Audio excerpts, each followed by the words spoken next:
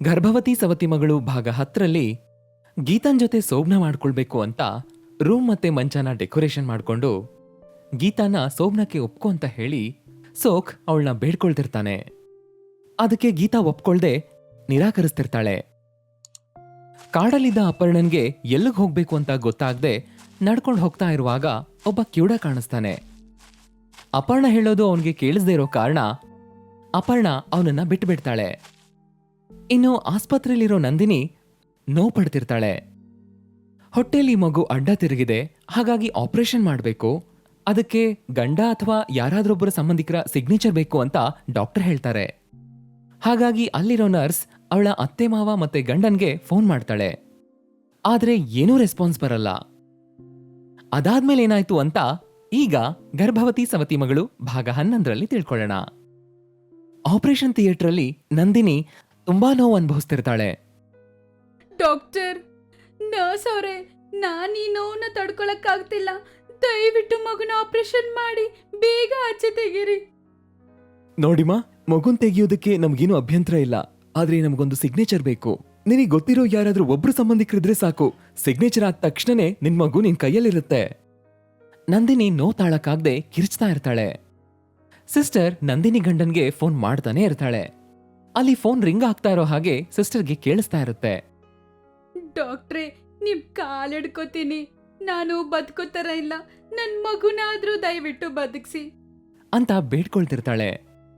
ಅದು ನೋಡಿದ ಡಾಕ್ಟರ್, ಇಬ್ರು ಕಾಪಾಡ್ತೀನಮ್ಮ, ಭಯ ಪಡ್ಬೇಡ, ನಿಮ್ಮಿಬ್ರು ಪ್ರಾಣಕ್ಕೋಸ್ಕರ ನನ್ ಪ್ರಾಣನಾದ್ರೂ ಅಡ್ಡ ಇಡ್ತೀನಿ, ಚಿಂತೆ ಮಾಡ್ಬೇಡ ಅಂತ ಡಾಕ್ಟರ್ ಸಮಾಧಾನ ಮಾಡ್ತಿರ್ತಾರೆ. ನೋಡ್ತಾ ಇದ್ದ ಹಾಗೆ ನಂದಿನಿ ಜೋರ ಕೂಕೊಳ್ತಾಳೆ. ನಂದಿನಿ ಕಣ್ಣು ಮುಚ್ತಾಳೆ. ಮಗು ಅಳ್ತಾ ಇರೋದು ಕೇಳಿಸ್ತಿರುತ್ತೆ. ಡಾಕ್ಟರ್, ನಂದಿನಿ ಕಣ್ಮುಚ್ತಿದ್ದಾಳೆ. ಅದನ್ನ ನೋಡಿ ಗಾಬರಿಯಾದ ಡಾಕ್ಟರ್ ಅವಳ ಕೆನ್ನೆಗೆ ಹೊಡಿತಾ ಇರ್ತಾನೆ. ನಂದಿನಿ, ನಂದಿನಿ, ಕಣ್ತಗಿ, ಕಣ್ಮುಚ್ಚಬೇಡ ನಂದಿನಿ ಅಂತ ಡಾಕ್ಟರ್ ಒಂದು ಇಂಜೆಕ್ಷನ್ ಕೊಡ್ತಾರೆ. ಸಿಸ್ಟರ್ ಎತ್ಕೊಂಡಿರೋ ಮಗು ಅಳ್ತಾನೆ ಇರುತ್ತೆ. ನಂದಿನಿ ಕಣ್ಮುಚ್ತಾಳೆ. ಅದನ್ನ ನೋಡಿದ ಡಾಕ್ಟರ್ ಗಾಬರಿ ಆಗ್ತಾರೆ, ಟೆನ್ಷನ್ ಪಟ್ಕೊಳ್ತಾರೆ. ತಕ್ಷಣಕ್ಕೆ ಇನ್ನೊಂದು ಇಂಜೆಕ್ಷನ್ ಕೊಡ್ತಾರೆ. ಹಾಗೆ 2 ನಿಮಿಷ ಕಳೆಯುತ್ತೆ. ನಂದಿನಿ ಕಣ್ ತೆಗೆಯೋದೇ ಇಲ್ಲ. ಆಗ ಡಾಕ್ಟರ್ ಸಪ್ಪೆ ಮೋರೆಲಿ ನಂದಿನಿ ಮುಖದ ಮೇಲೆ ಬಟ್ಟೆ ಮುಚ್ತಾರೆ. ಸಿಸ್ಟರ್ ಎತ್ಕೊಂಡಿರೋ ಮಗು ಅಳ್ತಾನೆ ಇರುತ್ತೆ. ದೇವ್ರೇ, ಈ ಮಗುಗೆ ಯಾರ್ ದಿಕ್ಕು ಅಂತ ಸಿಸ್ಟರ್ ಅನ್ಕೋತಾರೆ. ಇನ್ನು ಅಳ್ತಾ ಇರೋ ಮಗುನ ಎತ್ಕೊಂಡು ಸಿಸ್ಟರ್ ಆಪರೇಷನ್ ಥಿಯೇಟರಿಂದ ಹೊರಗಡೆ ಬರ್ತಾರೆ. ಇನ್ನು ಸೀರೆ ಎಲ್ಲ ಮಾರಾಟ ಆಗಿದೆ. ನಂದಿನಿಗೋಸ್ಕರ 5,000ನ ನಾನು ಪಕ್ಕಕ್ಕೆ ಎತ್ತಿಟ್ಕೋಬೇಕು ಅಂತ ಮನೆಗೆ ಬಂದ ಅಂಜಯ್ಯನ್ಗೆ ಬಾಗ್ಲು ಹಾಕಿ ಚಿಲ್ಕ ಹಾಕಿರುತ್ತೆ, ಬೀಗ ಹಾಕಿರಲ್ಲ. ಸುತ್ತಲೂ ನೋಡ್ತಾನೆ. ಬಾವಿ ಹತ್ರ ಆಗ್ಲಿ ಅಥವಾ ಸುತ್ತಮುತ್ತಲಾಗ್ಲಿ ಯಾರೂ ಕಾಣಿಸೋದಿಲ್ಲ. ಅಂಜಯ್ಯ ಚಿಲ್ಕ ತೆಗೆದು ಮನೆ ಒಳಗ್ ಬರ್ತಾನೆ. ಇದೇನಿದು, 3 ಜನನೂ ಇಲ್ಲ, ಎಲ್ಲಿಗೆ ಹೋಗಿರ್ಬೋದು? ಇಷ್ಟಕ್ಕೂ ನನ್ನ ಮಗಳು ನಂದಿನಿ ಗರ್ಭಿಣಿ, ಇವಳು ಕೂಡ ಮನೇಲಿರ್ದೆ ಎಲ್ಲಿ ಹೋಗಿದ್ದಾಳೆ ಅಂತ ಬಟ್ಟೆ ಮೂಟೆನ ಮನೇಲಿ ಬಿಸಾಕಿ ಹೊರಗಡೆ ಬಂದು ಪಕ್ಕದ ಮನೆ ಪಾರ್ವತಮ್ಮನ ಹತ್ರಕ್ಕೆ ಬರ್ತಾನೆ. ಪಾರ್ವತಕ್ಕ, ಪಾರ್ವತಕ್ಕ ಅಂತ ಕರಿತಾ ಇದ್ದ ಹಾಗೆ ಪಾರ್ವತಿ ಹೊರಗಡೆ ಬರ್ತಾಳೆ. ಅಂಜಯ್ ನೋಡ್ತಾಳೆ. ಏನ್ ಅಂಜಣ್ಣ, ಏನಕ್ ಕರ್ದಿದ್ದು? ಅದೇಮ್ಮ, ಮನೇಲಿ 3 ಜನ ಎಲ್ಲೂ ಕಾಣಿಸ್ತಾ ಇಲ್ಲ, ಎಲ್ಲಿ ಹೋಗಿದ್ದಾರೋ ಏನೋ, ಏನಾದ್ರೂ ಹೇಳಿದಾರಾ? ಅಯ್ಯೋ ಅಂಜಣ್ಣ, ನಾನು ಊರ್ಗೋಗಿದ್ದೆ, ಇವತ್ತೇ ಬಂದಿದ್ದು, ನನಗೂ ಏನ್ ಗೊತ್ತಿಲ್ಲ ಅಂತ ಹೇಳಿ ಪಾರ್ವತಮ್ಮ ಮನೆ ಒಳಗೆ ಹೋಗ್ತಾಳೆ. ಅಂಜಯ್ಯ ಆ ಮನೆಯಿಂದ ತಮ್ಮನೆಗೆ ಬರ್ತಾನೆ. ಇದೇನಿದು ವಿಚಿತ್ರ, 3 ಜನನೂ ಎಲ್ ಮಾಯ ಆಗೋಗಿದ್ದಾರೆ? ಏನಾದ್ರೂ ನನ್ನ ಮಗಳು ನಂದಿನಿನ ಹೆರಿಗೆ ಕರ್ಕೊಂಡೋಗಿರ್ಬೋದಾ? ಎಲ್ಲಕ್ಕೆ ಕರ್ಕೊಂಡೋಗಿರ್ಬೋದು? ಎಷ್ಟೇ ಆಗ್ಲಿ ನಂದಿನಿ ಸವತಿ ಮಗಳಲ್ವಾ, ಖರ್ಚಿಗೆ ಭಯಪಟ್ಟು ಗೌರ್ಮೆಂಟ್ ಹಾಸ್ಪಿಟ್ಲಿಗೆ ಕರ್ಕೊಂಡೋಗಿರ್ತಾಳೆ ಅಂತ ಅನ್ಕೊಂಡು ಮನೆಗೆ ಬೀಗ ಹಾಕ್ತಿರುವಾಗ ತುಂಬಾ ಆಯಾಸದಿಂದ ಸೈಕಲ್ ಮೇಲೆ ಸುಬ್ಬಯ್ಯ ಬರ್ತಾನೆ. ಆ ಸುಬ್ಬಯ್ಯ ಅವನ ಅಳಿಯನ್ ಮನೆಯಲ್ಲಿ ಕೆಲಸ ಮಾಡೋನು. ಅಂಜಯ್ಯ ಗೊತ್ತ ಹಿಡಿತಾನೆ. ಅರೆ ಸುಬ್ಬಯ್ಯ, ಚೆನ್ನಾಗಿದೀಯಾ? ಏನ್ ಬಂದಿದ್ ವಿಷಯ? ಯಾಕೆ ಇಷ್ಟೊಂದು ಆಯಾಸ ಪಡ್ತಾ ಇದೀಯಾ? ನಂದಿನಿ ಚೆನ್ನಾಗಿದ್ದಾಳ ತಾನೇ? ಅಮ್ಮವ್ರ ಬಗ್ಗೆ ನನ್ಗೇನೋ ಗೊತ್ತಿಲ್ಲ ಸ್ವಾಮಿ, ಆದ್ರೆ ಸಾಹೇಬ್ರು ಅಂತ ಸುಬ್ಬಯ್ಯ ಅಳ್ತಿರ್ತಾನೆ. ಅದನ್ನ ನೋಡ್ದ ಅಂಜಯ್ಯನ್ಗೆ ಏನ್ ಮಾಡ್ಬೇಕೋ ಅರ್ಥ ಆಗ್ತಿರಲ್ಲ. ಎಲ್ಲ ವಿಚಿತ್ರವಾಗಿರುತ್ತೆ. ಸಾಹೇಬ್ರು ಅಂತ ಈ ಕೆಲಸದನು ಅಳ್ತಾ ಇದ್ದಾನೆ, ಅಲ್ಲಿ ಅಳಿಯಂದ್ರಿಗೇನಾದ್ರೂ ಆಗಿದೆಯಾ? ಎಲ್ರೂ ಅಲ್ಗೆ ಹೋಗಿರ್ಬೋದಾ? ಹೀಗೆ ಅನ್ಕೊಳ್ಳೋದಕ್ಕೆ ಈ ಸುಬ್ಬಯ್ಯ ಏನು ಹೇಳ್ತಾ ಇಲ್ವಲ್ಲ, ಏನ್ ಮಾಡೋದೀಗ ಅಂತ ಯೋಚಿಸ್ತಾನೆ ಇರ್ತಾನೆ. ಸುಬ್ಬಯ್ಯ ಅಳ್ತಾನೆ ಇರ್ತಾನೆ. ಅದನ್ನ ನೋಡ್ದ ಅಂಜಯ್ಯ ಸುಬ್ಬಯ್ಯನ ಸಮಾಧಾನ ಮಾಡ್ತಾನೆ. ಸುಬ್ಬಯ್ಯ, ಅಳಿಯಂದ್ರಿಗೇನಾಗಿದೆ? ಯಾಕೆ ಹೀಗೆ ಹೇಳ್ತಾ ಇದೀಯಾ? ಎಲ್ರೂ ಅಲ್ಲಿ ಚೆನ್ನಾಗಿದ್ದಾರೆ ತಾನೆ? ನಿಮ್ಮ ಅಳಿಯಂದ್ರು ಸತ್ತೋದ್ರು ಸ್ವಾಮಿ, ಸತ್ತೋದ್ರು. ನಿಮಗೆ ಫೋನ್ ಮಾಡೋಣ ಅನ್ಕೊಂಡ್ರೆ ಫೋನ್ ಸಿಗ್ತಾ ಇಲ್ಲ. ಹೋಗ್ಲಿ ಪಕ್ಕದ ಮನೆಯವ್ರಿಗೆ ಮಾಡೋಣ ಅಂದ್ರೆ ಅದು ಕೆಲಸ ಮಾಡ್ತಾ ಇಲ್ಲ. ಅಮ್ಮವ್ರನ್ನ ಕರ್ಕೊಂಡು ಮನೆಗೆ ಬನ್ನಿ ಸ್ವಾಮಿ. ಈ ಮಾತಿಂದ ಅಂಜಯ್ಯನಿಗೆ ತುಂಬಾ ಗಾಬರಿ ಆಗುತ್ತೆ.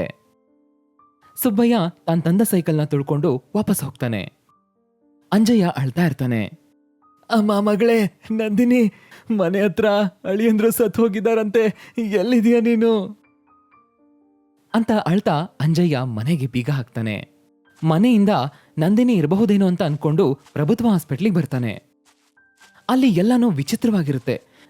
ನೇನೇ ಕೇಳಿದ್ರು ನನಗ್ ಗೊತ್ತಿಲ್ಲ ಅಂತಿರ್ತಾರೆ. ಅಂಜಯ್ಯನ್ಗೆ ಏನ್ ಮಾಡ್ಬೇಕೋ ಗೊತ್ತಾಗ್ಲಿಲ್ಲ. ಪ್ರಭುತ್ವ ಹಾಸ್ಪಿಟ್ಲ್ ಸುತ್ತಲೂ ತಿರುಗಿ ನೋಡ್ತಾನೆ. ಅಲ್ಲೆಲ್ಲೂ ಸಹ ಅವನ ಹೆಂಡತಿ ಆಗ್ಲಿ, ಅವನ ಮಗಳು ನಂದಿನಿ ಅಥವಾ ಗೀತಾ ಆಗ್ಲಿ 3 ಜನ ಕಾಣಿಸಲ್ಲ. ಇಷ್ಟಕ್ಕೂ ಅಲ್ಲಿದ್ರೆ ತಾನೇ ಅವನಿಗೆ ಕಾಣಿಸೋದಕ್ಕೆ. ಆದ್ರೆ ಅಂಜಯ್ಯನಿಗೆ ಮನೇಲಿ ನಡೆದ ದುರಂತದ ಬಗ್ಗೆ ಗೊತ್ತಿರಲ್ಲ, ಸುದರ್ಶನ್ ಬಗ್ಗೆನೂ ಗೊತ್ತಿರಲ್ಲ. ಒಂದ್ ವೇಳೆ ಗೊತ್ತಿದ್ರೆ ಮನೆ ಹತ್ರನೋ ಆಫೀಸ್ ಹತ್ರನೋ ಹೋಗಿ ತಿಳ್ಕೊತಿದ್ದ. ಹೀಗೆ ಅಂಜಯ್ಯ ಪ್ರಭುತ್ವ ಹಾಸ್ಪಿಟಲ್ನ ಅವ್ರ 3 ಜನಕ್ಕೋಸ್ಕರ 2 ತಾಸು ಹುಡುಕ್ತಾನೆ. ಆದ್ರೂ ಯಾರು ಸಿಗಲ್ಲ. ಅಪರ್ಣ, ಇನ್ನು ಎಲ್ಲಿದ್ದೀರಾ ನೀವು? ಬೇಗ ಬನ್ನಿ, ಅಲ್ಲಿ ಮನೇಲಿ ಅಳಿಯಂದ್ರು ತೀರ್ಕೊಂಡಿದ್ದಾರಂತೆ. ನಂದಿನಿನ್ ಕರ್ಕೊಂಡು ಹೋಗ್ಬೇಕು ನಾವು. ಎಲ್ಲಿದ್ದೀರಾ ಕಡೆ, ಬೇಗ ಬನ್ನಿ ಅಂತ ಅಂಜಯ್ಯ ಪ್ರಭುತ್ವ ಹಾಸ್ಪಿಟಲ್ ಮುಂದಿರೋ ಒಂದು ಕಲ್ಲಿನ ಮೇಲೆ ಕುತ್ಕೋತಾನೆ. ಇನ್ನು ಗೀತಾ, ಆ ರೂಮಲ್ಲಿ ಗೀತನ್ ಅಳು ಬಿಟ್ರೆ ಯಾವ ಸೌಂಡು ಇರಲ್ಲ. ಗೀತಾ ಅಳ್ತಾ ಇರ್ತಾಳೆ. ಸೋಕ್ ಅವಳ ಜೊತೆಗೆ ಸೋಬ್ನ ಮಾಡ್ಕೊಳ್ಳೋದಕ್ಕೆ ಅವಳನ್ನ ಬೇಡ್ಕೊಳ್ತಾ ಇರ್ತಾನೆ. ಆದ್ರೆ ಗೀತಾ ಅದಕ್ಕೆ ಒಪ್ಕೊಳ್ಳೋದಿಲ್ಲ. ಸೋಕ್ಗೆ ತಾಳ್ಮೆ ಮೀರುತ್ತೆ. ಅದಕ್ಕೆ ಅವನು ಕೋಪದಿಂದ ಗೀತಾ ನೋಡ್ತಿರ್ತಾನೆ. ಏ ಗೀತಾ, ಫೈನಲ್ ಆಗಿ ಕೇಳ್ತಾ ಇದ್ದೀನಿ, ನೀನು ಸೋಬ್ನಕ್ಕೆ ಒಪ್ಕೊಳ್ತೀಯೋ ಇಲ್ವೋ? ನಿಮ್ಗ್ ನಮಸ್ಕಾರ ಮಾಡ್ತೀನಿ, ನನ್ನನ್ ಬಿಟ್ಬಿಡಿ.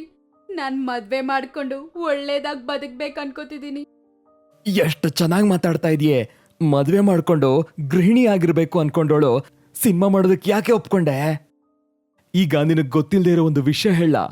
ಇಲ್ಲಿ ನಮ್ಮಿಬ್ರ ಸೋಬ್ನ ನೀನು ಒಪ್ಕೊಂಡ್ರು ನಡೆಯುತ್ತೆ, ಒಪ್ಕೊಂಡಿಲ್ಲ ಅಂದ್ರೂ ನಡೆಯುತ್ತೆ. ಆ ಮಾತನ್ ಕೇಳಿಸ್ಕೊಂಡು ಗೀತಾ ಇನ್ನೂ ಅಳಕ್ ಶುರು ಮಾಡ್ತಾಳೆ. ಒಪ್ಕೊಂಡ್ರೆ ವ್ಯವಹಾರ ಚೆನ್ನಾಗಿರುತ್ತೆ, ಅದೇ ಒಪ್ಕೊಂಡಿಲ್ಲ ಅಂದ್ರೆ ನನ್ನಲ್ಲಿರೋ ಸೈಕೋನ ನೀನು ಎದ್ದೇಳಿಸ್ತಾ ಇದೀಯ ಅಂತ ಅರ್ಥ. ಆ ಸೈಕೋ ಎದ್ರೆ ನಿನ್ನ ಸುಮ್ನೆ ಬಿಡಲ್ಲ. ಮರ್ಯಾದೆಯಿಂದ ಒಪ್ಕೋ, ಕೆಲ್ಸ ಸ್ಮೂತ್ ಆಗುತ್ತೆ. ಒಂದ್ಸಲ ಹೇಳಿದ್ರೆ ಅರ್ಥ ಆಗಲ್ವೇನೋ? ಏನ್ ಮಾಡ್ತೀಯೋ? ಸಾಯಿಸ್ತೀಯಾ? ಸಾಯಿಸು ಅಂತ ಇದ್ದಕ್ಕಿದ್ದ ಹಾಗೆ ಗೀತಾ ಗಟ್ಟಿಯಾಗಂತಾಳೆ. ಸೋಕ್ ಗೀತನಿಂದ ಇಷ್ಟೊಂದು ಕೋಪನ ಊಹೆನೂ ಮಾಡಿರೋದಿಲ್ಲ. ಆ ಕೋಪ ನೋಡಿ ಆಶ್ಚರ್ಯ ಪಡ್ತಾನೆ. ಇದರಿಂದ ಏನು ಲಾಭ ಇಲ್ಲ ಅಂತ ಹೇಳಿ ಸೋಕ್ ಆ ರೂಮಿಂದ ಆಚೆ ಬರ್ತಾನೆ. ಗೀತಾ ಸ್ವಲ್ಪ ಉಸಿರಾಡ್ತಾಳೆ. ಆದ್ರೆ ಅವಳಿಗೆ ಗೊತ್ತಿಲ್ಲ, ಇಲ್ಲಿವರೆಗೂ ಇದ್ದದ್ದು ಸೋಕ್ ಒಬ್ನೇ, ಆದ್ರೆ ಇನ್ಮೇಲಿಂದ 2 ಅಂತ. ಆ 2 ಬಗ್ಗೆನೂ ಯಾರಿಗೂ ಊಹೆನೂ ಮಾಡ್ಕೊಳಕ್ಕಾಗಲ್ಲ. ಗೀತಾ ಅತ್ತು ಸುಸ್ತಾಗ್ತಾಳೆ. ಹಾಗೆ ಅಳ್ತಾ ಅವಳು ನೆಲದ ಮೇಲೆ ಮಲ್ಕೋತಾಳೆ. ಇನ್ನು ಅದು ನಂದಿನಿಯ ಅತ್ತೆ ಮನೆ. ಹೊರಗಡೆ ಟೆಂಟ್ ಹಾಕಿರ್ತಾರೆ. ಹೊರಗಡೆ ಒಂದು ಮೂಲೆಯಲ್ಲಿ ಕಟ್ಟಿಗೆಗಳು ಉರಿತಾ ಇರುತ್ತೆ. ಚಟ್ಟದ ಮೇಲೆ ಸತ್ತೋಗಿರೋ ನಂದಿನಿಯ ಗಂಡ ಮನೋಹರ್ನ ಮೃತದೇಹನ ಮಲಗಿಸಿರ್ತಾರೆ. ಹಾರ ಹಾಕಿರ್ತಾರೆ. ತಲೆ ಹತ್ರ ಊದ್ಬತ್ತಿ ಅಂಟಿಸಿರ್ತಾರೆ. ಅವನ ತಂದೆ ತಾಯಿ ಅಳ್ತಾ ಇರ್ತಾರೆ. ಮಗನೇ ಮನೋಹರ್, ಯಾಕೋ ಇಷ್ಟು ದೊಡ್ಡ ತಪ್ಪು ಮಾಡ್ದೆ? ಈ ವಯಸ್ಸಲ್ಲಿ ನಮ್ಗೆ ಇಷ್ಟ ಅನ್ಯಾಯ ಮಾಡ್ತಿದೀಯೇನೋ? ಇದೇನ್ ಅನ್ಯಾಯೋ ದೇವ್ರೇ ಅಂತ ಮನೋಹರ್ ತಾಯಿ ಅಳ್ತಾ ಇರ್ತಾಳೆ. ಕೈಯಲ್ಲಿ ಹೂವಿನ ಹಾರ ಹಿಡ್ಕೊಂಡು ಅಂಜಯ್ಯ ಅಲ್ಲಿಗೆ ಬರ್ತಾನೆ. ಅಳಿಯನ ದೇಹನ ಹತ್ರಕ್ಕೆ ಹೋಗಿ ನೋಡಿ ಹಾರ ಹಾಕ್ತಾನೆ. ನಮಸ್ಕಾರ ಮಾಡಿ ಅಳ್ತಾನೆ. ಅಂಜಯ್ಯನ ನೋಡಿ ಮನೋಹರ್ ತಾಯಿ ಹೀಗಂತಾಳೆ. ಬಂದ್ಯೇನೋ ನಿನ್ ದರಿದ್ರದ ಮಗಳೆಲ್ಲಿ? ಅವಳನ್ನ ಮದ್ವೆ ಮಾಡ್ಕೊಂಡ್ಮೇಲೇನೆ ನನ್ ಮಗನ್ಗೆ ಈ ಗತಿ ಬಂದಿದ್ದು. ನೀನ್ ಒಬ್ನೇ ಬಂದ್ಯಾ? ಅವಳು ಬಂದಿಲ್ವಾ? ಗಂಡ ಸತ್ ಮೇಲೂ ಯಾರ ಮೇಲೆ ಜಿದ್ದು ತೋರ್ಸ್ಕೊತಾಳಂತ ಅವಳು. ನನ್ ಮಗನ್ಗೆ ಈ ಗತಿ ಬರ್ಸಿದವಳು ಚೆನ್ನಾಗಿರೋದಿಲ್ಲ ಅಂತ ಮನೋಹರ್ ತಾಯಿ ಕೂಗಾಡ್ತಾ ಚೀರಾಡ್ತಾ ಶಾಪ ಹಾಕ್ತಿರ್ತಾಳೆ. ಆ ಮಾತುಗಳನ್ನ ಕೇಳಿಸ್ಕೊಂಡು ಅಂಜಯ್ಯ ತಲೆ ತಗ್ಗಿಸ್ಕೊಂಡು ನೋವು ಪಡ್ತಾ ಇರ್ತಾನೆ. ಮನೋಹರ್ ತಂದೆ ಹತ್ರಕ್ ಬರ್ತಾನೆ. ಅಸಲು ಏನಿದು ವಿಧಿಯಾಟ? ವಿಧಿಯಾಡೋ ಆಟಕ್ಕೆ ಅಂತ್ಯ ಎಲ್ಲಿ? ಅಂತ್ಯ ಯಾವಾಗ ಅನ್ನೋದನ್ನ ಮನುಷ್ಯ ಹೇಳಕ್ಕಾಗಲ್ಲ. ಅದು ನಮ್ ಕೈಲಿ ಇಲ್ದೇ ಇರೋದು. ವರ ಕೊಟ್ಟಿದ್ದಕ್ಕೆ ಪ್ರಾಣ ಇಟ್ಕೊಂಡು ಈ ಭೂಮಿಗೆ ಬಂದ್ವಿ. ಕೊಟ್ಟಿರೋ ವರನ ವಾಪಸ್ ತಗೊಂಡಾಗ ಪ್ರಾಣ ಹೋಗಿರೋ ಈ ಶರೀರದೊಂದಿಗೆ ನಾವು ಹೋಗ್ಬೇಕು. ಇಷ್ಟಕ್ಕೂ ಗರ್ಭವತಿ ಸವತಿ ಮಗಳು ಕಥೆಯಲ್ಲಿ ನಂದಿನಿ ಹಾಸ್ಪಿಟಲ್ ಕಣ್ಮುಚ್ಚಿದ್ಲು. ಈ ಕಡೆ ನಂದಿನಿ ಗಂಡ ಮನೋಹರ್ ಸತ್ ಹೋದ. ಅಪರ್ಣ ಕಾಡಲ್ಲೇ ಉಳ್ಕೊಂಡ್ಲು. ಇನ್ನು ಗೀತಾ ಸೋಕೈಗೆ ಸಿಕ್ಕಾಕೊಂಡ್ಲು. ಇಷ್ಟಕ್ಕೂ ಇವ್ರ ಜೀವನಕ್ಕೆ ಮುಕ್ತಿ ಇದೆಯಾ? ಇಲ್ಲಾಂದ್ರೆ ಯಾರಷ್ಟಕ್ಕವ್ರೆ ಅನಾಥ ಶವಗಳಾಗಿ ರಣಹದ್ದುಗಳಿಗೆ ಬಲಿ ಆಗ್ತಾರಾ? ನಿಮ್ಗೇನನ್ಸುತ್ತೆ ಅನ್ನೋದನ್ನ ಊಹೆ ಮಾಡಿ ಕೆಳಗಡೆ ಕಮೆಂಟ್ ಅಲ್ಲಿ ತಿಳಿಸಿ. ಈ ಸ್ಟೋರಿ ನಿಮ್ಗೆ ಇಷ್ಟ ಆಗಿದ್ರೆ ಲೈಕ್ ಮಾಡಿ, ಹಾಗೆ ನಿಮ್ಮ ಫ್ರೆಂಡ್ಸ್ ಜೊತೆಗೆ ಶೇರ್ ಮಾಡಿ. ಇದೇ ತರದ ಇಂಟ್ರೆಸ್ಟಿಂಗ್ ಸ್ಟೋರೀಸ್ಗಳಿಗಾಗಿ ನಮ್ಮ ಚಾನೆಲ್ನ ಈಗಲೇ ಸಬ್ಸ್ಕ್ರೈಬ್ ಮಾಡಿ. ಧನ್ಯವಾದಗಳು.